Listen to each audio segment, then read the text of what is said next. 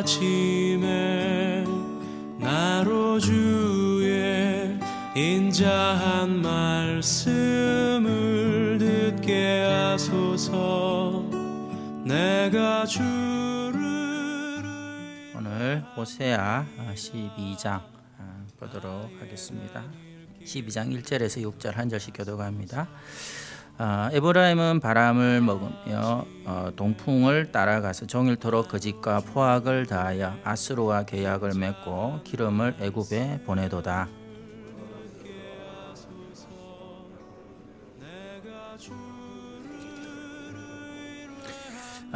야곱은 모태에서 그의 형의 발 뒤꿈치를 잡았고 또 힘으로는 하나님과 겨루되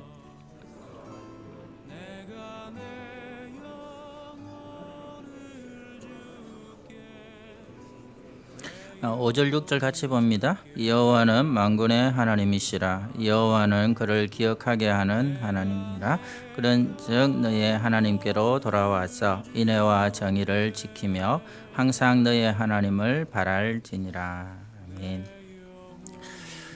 믿음이 뭐냐? 한마디로 정의하면 우리 6절 마지막에 나오지요. 항상 하나님을 바라보는 것. 이게 이제 믿음의 정의입니다.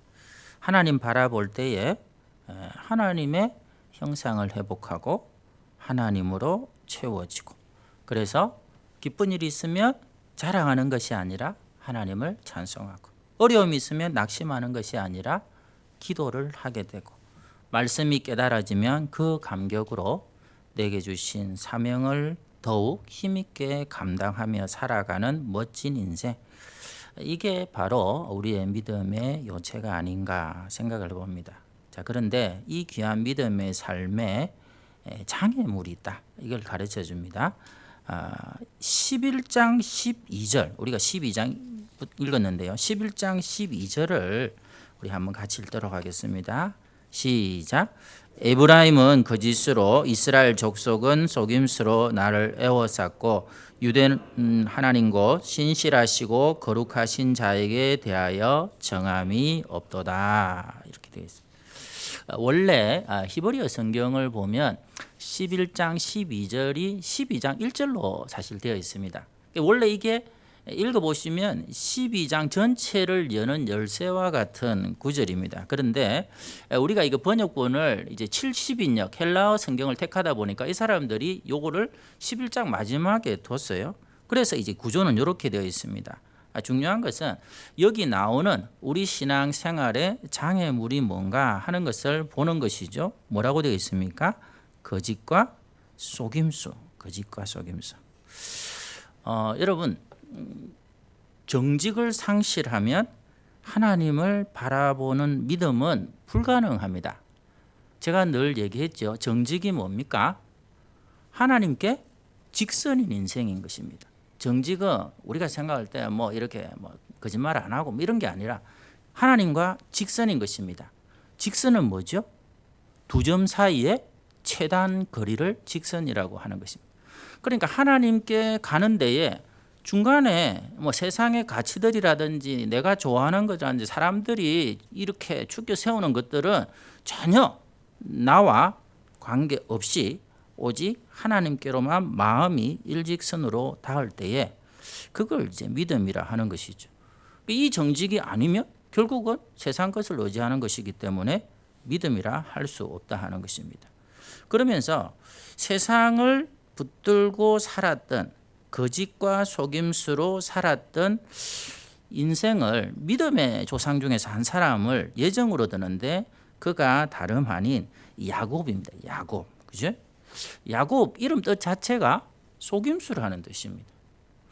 왜 이런 이름을 지었을까 저도 사실 궁금해요. 좋은 이름이 아닌데. 그래서 나중에 하나님 이름을 이스라엘로 바꿔주시지 않나 생각도 해봅니다. 우리가 잘 아는 대로 야곱은 속이기도 하고 또 속기도 하는 그런 인생을 살았습니다. 아버지와 형을 속였지요. 장자권을 얻기 위해서. 그런데 도망가서 누구를 만납니까? 뛰는 놈 위에 나는 놈, 시대의 사기꾼. 외삼촌인데 이게 사기꾼이에요. 라반이라는 사람을 만납니다. 그래서 죽을 고생을 하지요. 아시죠? 어떻게 결혼합니까?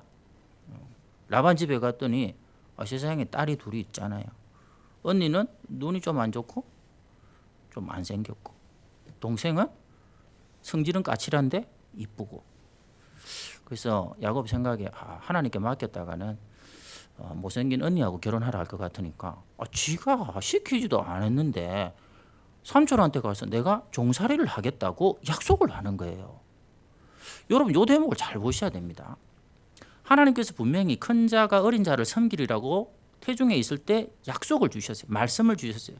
그러니까 내가 만약에 하나님의 뜻이면 장자의 권한을 가지고 하나님 나라를 이룰 수 있다는 것을 믿음으로 기대하고 기다리고 기도하면 되는데, 자기가 머리를 굴리는 것이죠. 이분 안에 얻으려면 내가 노예로 살더라도 상관이 없다. 그러면서 약속을 하는 거예요. 7년을 고생합니다. 아내 하나 이쁜 사람 없겠다고. 근데 7년 지나서 결혼식 밤에 누가 들어오죠? 몰라요. 못생긴 언니가 들어왔다니까요. 외삼촌 라반 대단합니다. 그래가지고 결국은 20년을 고생을 하는 거죠. 아무도 종살이 하라고 시킨 사람 없습니다. 하나님의 약속을 진득하게 기다리고 기도하면 되는데, 자기 힘으로 살아보려고 하니까 결국은 하나님께서 어떤 방법으로라도 주실 그 삶을 20년을 돌아가더라. 이게 야곱의 모습을 통해서 반면교사로 삼아야 되는 점이죠. 사랑하는 성도님들, 우리 성도들은 또 여러분의 자녀들은 그렇게 안 살았으면 좋겠습니다. 하나님이 의도하신 기가 막힌 삶이 있는데 왜 그렇게 답답하고 때로는 구질구질하게 세상 것에 목을 메고 또 그것 때문에 하나님 시키지도 않았는데 자기가 거기에 구속이 되어가지고 매여가지고 막 종살이 하듯이 그렇게 안달복달 살아갑니까? 이유가 뭐다? 정직하지 않기 때문에 그렇습니다. 하나님께 직선으로 내 마음을 드리지 않기 때문에 그렇습니다. 제가 이 자리에서는 조금 이렇게 연령이 낮은 편인데요. 어찌됐든 간에 그래도 50대 중반까지 살면서 가장 확실한 그게 하나 있습니다. 그게 뭐냐면 세상 사는 동안 문제는 끝이 없다. 단 하루도 문제가 없는 날은 없다. 이거는 아주 확실한 진리입니다. 자, 그런데 이런 세상을 우리가 산다는 것은 모두가 공감을 하는데, 이런 세상에서 평강을 지켜내는 길은 없을까? 그 가운데서도 감사하는 이 진짜 믿음을 지켜내는 길은 없을까? 그것이 오늘 말씀 그대로 하나님을 바라고 우리가 믿는 예수님 편에 서는 그 길밖에 없습니다. 제가 이거는 수도 없이 반복하는 거니까 이거는 귀에 못이 박히도록 여러분 들으시면 됩니다. 풍랑이는 바닷속에 예수님과 제자들을 한번 이렇게 봅시다. 자, 풍랑이는 세상, 풍랑이는 바다와 같이 일회편주처럼 막 뒤집어질 것 같은 이런 세상 속에서 여러분, 거기에 예수님도 계시고 제자들이 있습니다. 누구 편에 서야 되죠? 이건 대답해 보세요. 누구 편에 서야 됩니까? 예수님 편에 서야 되거든요. 그런데 말은 그러는데 세상이 흉흉하고 내 삶이 요동치면 말은 그렇게 합니다. 성도들도 말은 우리는 그때 예수님 편에, 왜? 풍랑이는 바다 속에서 예수님이 실물 교훈을 한번 해주셨거든요. 실제로는 제자들 편에 씁니다. 근데 그 제자들이 어떻게 상징화되느냐면 제자들은 바다에서 뭐다? 전문가들이었어요. 당대 갈릴리 최고의 뱃사공들이 바로 제자들 무리였습니다. 사람들은 그렇게 얘기를 합니다. 이 풍랑 속에서 배를 의거해가지고 목적지로 가려면 예수님이 있는 거는 내가 머리로는 인정을 하지만 이 배를 의거하는데 최고의 전문가인 제자들, 이 세상에서 이렇게 돼야 된다 저렇게 해야 된다 세상을 예고하고 그리고 때로는 방향을 제시하고 거기에 대해서 사람들이 자타가 인정하는 전문가라고 하는 세상 사람들의 말을 들어요. 그분들은 그 상황 가운데서 초연할 것 같습니까? 안 그래요. 제자들이 보였던 거하고 실제로는 그들의 삶도 똑같습니다. 죽겠다고 난리치면서 그냥 아는 것을 얘기할 뿐이지요. 사랑하는 성도님들 한번 보십시다. 배에 대해서는 최고의 전문가인 제자들 편에 서면 조그만 풍랑이 일어도 죽는다 소리밖에 먼저 안 나오는 거예요. 예수님 편에 서야 되는데, 제자들이 예수님 편에 서야 되는데, 그랬던 베드로가, 여러분 풍랑이 이는 이 바다하고는 비교되지 않는, 내일 아침 동이 트면 참수형을 당하는 것이죠. 앞에 야고보가 참수형을 당했거든요. 그리고 난 다음에 이 헤롯이 베드로를 죽이면 사람들이 자기를 더 환호할 것 같으니까 베드로를 잡아 넣었으면 그 다음날 기다리고 있는 거는 참수형입니다. 목이 잘리는 거예요. 생각만 해도 끔찍하지 않습니까? 그런데 그 상황 가운데서 풍랑이는 바닷속에 주무시던 예수님 편에 딱 서버리는 거예요. 이게 놀라운 변화입니다. 우리 이렇게 살아야 될 거 아니에요. 예수님 믿고 5년 10년 우리가 직분까지 받아서 평생을 섬기는데 허구한 날 세상이 요동치면 믿는다 하면서도 결국 제자들 편인 거예요. 세상이 말하는 전문가들 얘기를 먼저 듣는 것입니다. 하나님 바라봄이 하나님을 계속해서 주시하고 의지하고 십자가를 붙들며 그 하나님의 마음이 십자가에 다 가 있잖아요. 아들 예수님께. 그러면 그 마음이 이심전심되면서 이 땅 가운데 뭐가 있다?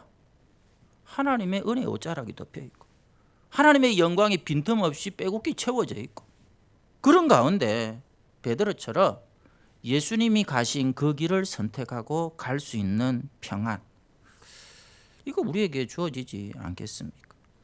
그래서 오늘 결국 이 야곱의 문제가 어떻게 해결되는지를 우리에게 가르쳐 줍니다. 4절 같이 읽도록 하겠습니다.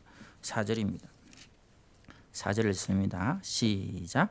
천사와 겨루어 이기고 울며 그에게로 간구하였으며 하나님은 베델에서 그를 만나셨고 거기에서 우리에게 말씀하셨나니. 이게 무슨 장면인지 아시겠죠? 천사와 겨루어 이기고 울면서 간구했다. 야복 강가에 야곱의 기도를 얘기합니다. 야곱은 사람이 어떻게 보면 감정에 대해서는 조금 냉담했던 그런 면이 있습니다. 그러니까 아버지 형을 속이는 걸 아무렇지도 않게 생각했겠죠. 자, 그런데 내 인 갖고는 절대로 살 수 없습니다 하는 항복 선언이 야복 강가의 눈물의 기도였다 하는 것이죠. 하나님만을 바라는 이 신뢰가 회복이 되니까 이스라엘로 바뀌면서 그의 이후의 삶은 하나님께서 함께 하시고 때로는 내가 이르면 이루리로다 하는 진실된 믿음의 고백도 하게 하시고, 천하의 바로가 앞에 있는데 당당하게 그를 하나님의 이름으로 축복하는 축복의 통로로 살게도 하시고, 모든 것이 끝났다는 상황 가운데서도 하나님께 맡기는 하나님을 바라는 믿음 때문에 나중에 최고의 성공을 거두고, 그리고 중근등 일대 모든 사람을 살리는 시대의 영웅으로 살고 있는 아들을 다시 만나게 되는 노년의 축복도 누리고, 이게 어디서 시작되었느냐? 하나님을 만날 때 시작이 되었다는 것이죠. 기도하고 울면서. 히스기야 생각나지 않습니까? 그거 어떻게 나라가 이게 바람 앞에 등불처럼 위기 가운데 있을 때 하나님이 니는 이제 곧 죽는다라는 사형 선고를 받았을 때 그거 한 게 뭡니까? 면벽을 하고, 면벽을 했단 말이 뭐죠? 세상 거 다 뒤로 하고 하나님만을 바라보며 기도. 그 열왕기하 20장에 보면 히스기야야 너의 눈물을 내가 보았다, 이런 구절이 나오지. 눈물의 기도가 결국 나라와 민족도 살렸고 자신도 고치고, 애통하며 바라보는 바로 그 사람에게 예수님이 뭐라고 하셨습니까? 위로를 주시겠다고. 위로도 주시면 하나님은 더하여 주시는 은혜가 있습니다. 자신을 고치고 가정을 새롭게 하고 세상까지도 변화시키는 능력도 주신다 하는 사실이죠. 오늘 우리에게 이 은혜가 필요합니다. 어떤 때는 믿음 생활 오래 했다는 분들도 저는 침체할 수 있다, 이렇게 생각을 합니다. 신앙생활이 막 하루아침에 뭐 모세가 되고 아브라함이 되고 다윗이 되고 이렇게 되지는 않습니다. 성화라는 과정이 분명히 있겠죠. 신앙생활이 그냥 쳇바퀴 도는 것 같아. 아마 새벽에 나오시는 분들도 그런 느낌은 가끔씩 받으실 거예요. 오늘이 어제 같고 그날이 그날 같은 답답한 현실 때문에 원망도 들지요. 지금 당장에 필요한 것은 사실 돈인데, 남들 묻지 않은 건강인데, 자식이 좀 잘 되는 건데, 마음 한켠에는 왜 우리 목사님은 주야장천 독생자를 주신다고 그렇게 외쳐대는가? 내가 언제 독생자 달랬나? 그냥 돈 한번 벌게 해주시면 되는데, 그게 아니면 자식이라도 좀 잘 되게 해주시면 되고 합격이라도 시켜주시면 되지, 뭐 힘들어서 못하실 것도 아닌데 왜 그거 안 주냐고. 이 반복되는 시간들 때문에 고뇌하는 성도들 저는 있을 수 있다. 그것이 무조건 잘못됐다 생각지는 않습니다. 근데 우리 신앙은 하나님께서 그리스도의 장성한 분량, 아까 얘기 드렸다시피 풍랑이는 바다 속에서도 하나님의 손길을 느끼며 평안을 지켜낼 수 있는 그 자리까지 꼭 자라가기를 원하십니다. 그러기 위해서 오늘 하나님 바라고 하나님을 만나면, 사도 바울은 상상을 초월하는 고난을 고린도후서에 기록을 해놨습니다. 그 중에 여러분 100분의 1만 당해도 교회 떠날 사람 너무너무 많을 거예요. 오늘날 한국 교회는. 그런데 그런 어마어마한 고난 가운데 그가 하는 말은 항상 기쁘다. 쉬지 말고 나는 기도한다. 범사가 감사뿐이라고 한 이유는 여러분들이 어떤 상황 가운데서도 예수님의 편에 서게 되는 진짜 믿음을 가지고 하나님만을 그 상황 가운데서 바라볼 수 있는 믿음의 눈이 떠지면 조금씩 알게 돼요. 아마 조금씩 아니까 저는 새벽에도 나오지 않았는가 싶어요. 아예 모르면, 그 말씀 모르면 이 새벽에 코로나 때문에 사람들이 있는데 가면 안 된다는데 어떻게 나오겠습니까? 근데 조금 아는 것이 조금씩 이것이 지경이 넓어지면서 우리 속에 충만한 감격으로 자리 잡을 수만 있으면 사도 바울을 이해할 수 있지 않겠나 싶습니다. 베드로가 얼마나 사람이 말도 많고 탈도 많고 원망도 많고 나대기도 좋아하고, 그런데 이걸 맛을 한번 봤어요. 성령 받기 전에. 그게 언제죠? 변화산에 있습니다. 변화산에서 천국의 영광을 예수님이 잠깐 보여주셨어요. 근데 그 예수님을 보고 만나고 바라보는 순간 성경에 나와 있죠. 산 아래에 있는 모든 문제, 태산 같은 문제든지 아니면 자질구레한 문제든지 싹 다 없어지는 것이죠. 그의 마음속에서 완전히 소멸되면서 여기가 조사원. 이보다 더 좋을 수 없습니다. 예수님, 내 인생에서 이보다 더 좋은 일은 있을 수 없습니다. 그 고백이 터져 나왔던 그 여러분의 믿음이 하나님께서 허락만 하시면 항상 기뻐하는 거죠. 그 감격이 있는데 어찌 기쁘지 않을 수가 있겠습니까? 그리고 그 하나님을 보니까 자꾸 말하고 싶어져서 쉬지 않고 기도하게 되는 것이죠.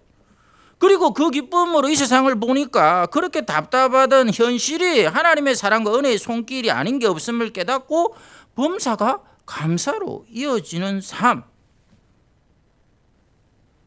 얼마든지 우리도 살 수 있지 않겠습니까? 오늘 그 기도를 드립시다.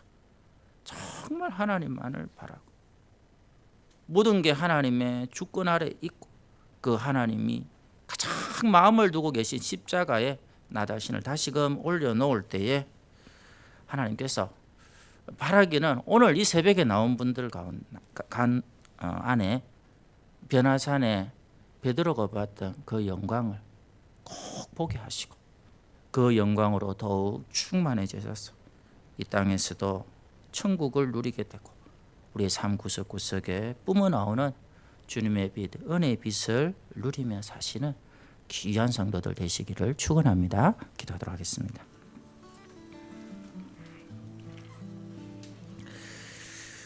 이 새벽에 우리 성도님들 하나님을 바라보는 자 되도록 십자가에 주님이 나를 위한 것임을 다시금 중심으로 고백할 때 하나님과 직선으로 이어지는 정직한 인생, 거기에 변화산의 영광도, 서대반 집사님의 그 고난 속에서도 하늘 우편에 계신 주님을 볼 수 있는 최고의 신앙과 고백도 우리 속에서 가능한 삶, 오늘도 우리가 애통하며 나아갈 때에 가정과 직장과 캠퍼스와 우리 생업과 우리 자녀들과 교회와 민족을 살려내고야 마시는 하나님의 손길을 오늘도 누리며 살아가도록 우리 함께 기도하도록 하겠습니다. 하나님 아버지, 나의 다닐 길을 인도하소서. 내가 내 영혼을 주께, 내 영혼을 주께 드립니다. 내가